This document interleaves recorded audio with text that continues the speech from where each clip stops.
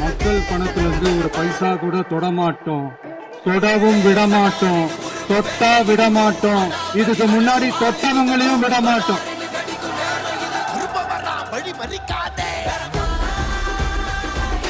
ஒவ்வொரு ஊழலா வெளியில வரும் போல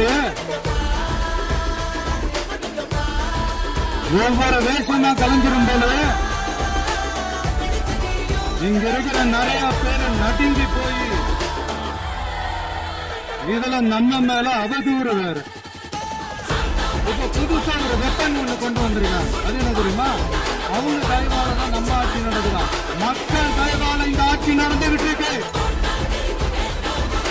மனசாட்சி உள்ள சக்திகளோட ஆதரவால இந்த ஆட்சி நடந்துகிட்டு இருக்கு. நாங்க தான் அனுப்பி வச்சோம் அப்படின்றாங்க. அனுப்பி வச்சவங்களுக்கு மினிஸ்ட்ரியில இடம் கொடுத்தா ஏன் கதறீங்க?